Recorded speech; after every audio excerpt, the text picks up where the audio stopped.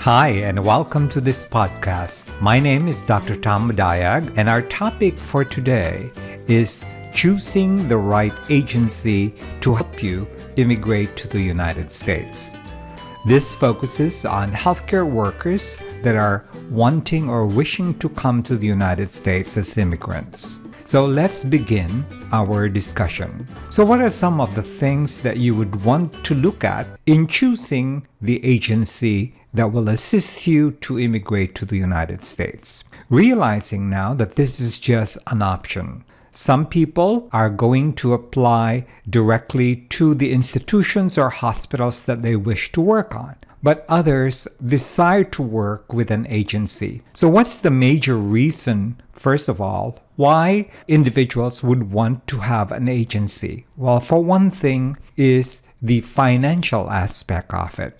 When you do it yourself, the problem is that you're going to have to shoulder all the expenses up front. Agencies in general will usually shoulder all the expenses associated with the application process, including fees for immigration as well as fees for obtaining the necessary credentials for you to immigrate. Examples of that would be the NCLEX and the expenses that are associated with it, including application fees as well as endorsement fees if necessary. Also, agencies might sponsor you to complete the IELTS examination or English examinations that are required, as well as visa screen. So there's a lot of investment by agencies upfront in order for you to be able to move forward with the immigration process. So this is a very great consideration when you are looking for an agency. How much are they willing to assist you or fund the requirements that are necessary for you to obtain a U.S. visa? So in choosing an agency, these are some of the things that I would like for you to consider. Number one, the reputation of the agency. How long has this agency been in existence? The longer they have been in existence, the more likely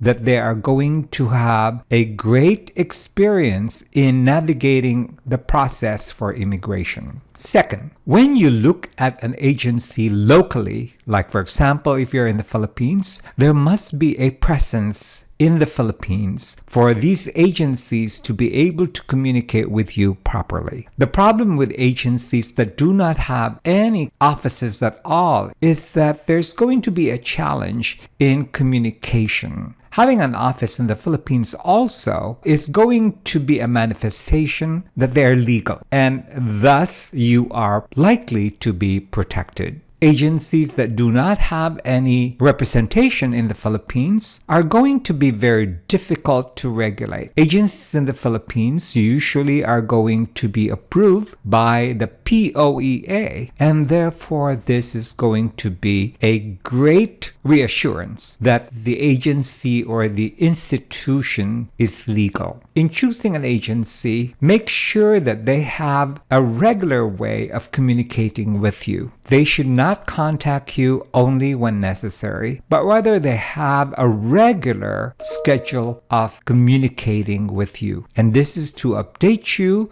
as far as your application is concerned. The other things that you must consider in choosing an agency is how much support do they provide for you to be prepared for your eventual work in the United States. Agencies that have training programs that are continuous and ongoing from the time you sign up with them to the deployment stage is a manifestation that they're committed to making sure that you are skilled and prepared in your future work. If they have educational programs to hone and improve your skills in the area that you're going to be assigned to, is also a very good manifestation that the agency is a good one. Lastly, the agency must respect your specialty. There are some agencies that would recruit you to the United States, and for example, you are a dialysis nurse, And when you arrive in the United States, they would assign you to medical surgical nursing. Well, this is not acceptable. You must be assigned in the area of your specialty. This is a very important consideration in choosing an agency. An agency that respects your geographical preferences concern is also going to be a hallmark of a good agency.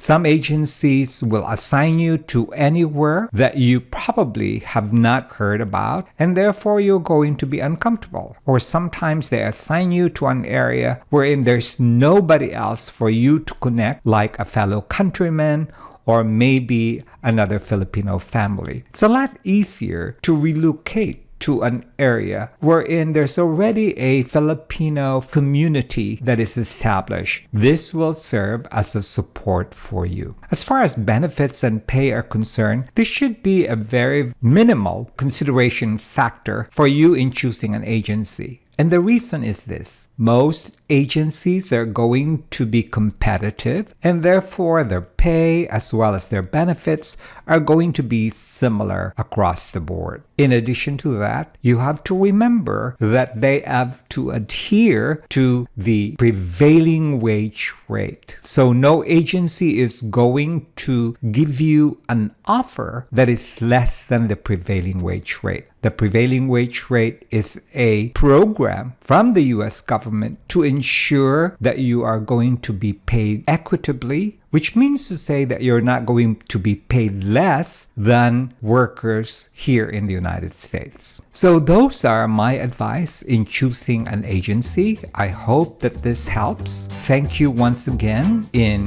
listening to my podcast, and I hope to see you in future podcasts. Once again, my name is Dr. Tom Madayag, and I look forward to seeing you in the future. Thank you.